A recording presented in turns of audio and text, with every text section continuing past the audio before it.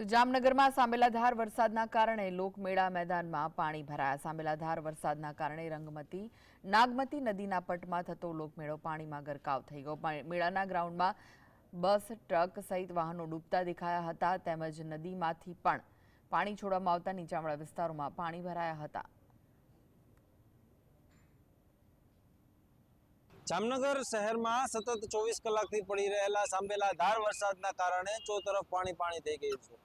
ગઈકાલે જન્માષ્ટમી જેવો તહેવાર હતો અને જે જામનગરના લોકમેળાઓ રદ કરવામાં આવ્યા હતા। સૌપ્રથમ હું આપને લોકમેળાની શું પરિસ્થિતિ છે તેના દ્રશ્યો બતાવવા માંગીશ કે જે ત્યારે હાલ જ્યાં રંગમતી નાગમતીના પટમાં જે લોકમેળો જે યોજવામાં આવ્યો હતો તે અત્યારે હાલ જે મેળો છે તે ત્યારે મેળો સંપૂર્ણપણે પાણીમાં ગરકાવ જે છે તે થઈ ગયો છે। તમામ જગ્યાએ જે ત્યારે હાલ જે પાણી જે છે તે ફરી વળ્યું છે। ત્યારે જે રીતના દ્રશ્યો જોઈ શકાય છે કે જે મોટા મોટા વાહનો હોય, ટ્રક હોય કે બસ હોય, તમામ વાહનો જે ત્યારે હાલ જે ત્યારે પાણીમાં ગરકાવ થઈ ચૂક્યા છે, ડૂબી ચૂક્યા છે।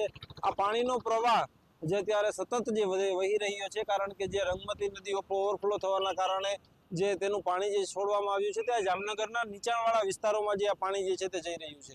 એટલે કે જામનગરના નીચાણવાળા વિસ્તારોમાં જે પાણી જે જવાના કારણે અત્યારે હાલ જે પરિસ્થિતિનું નિર્માણ થયું છે, લોકોના ઘર પાણીમાં ડૂબી ગયા છે, લોકોને રેસ્ક્યુ કરવાની જે ત્યારે ફરજ જે છે તે તંત્રને પડી છે।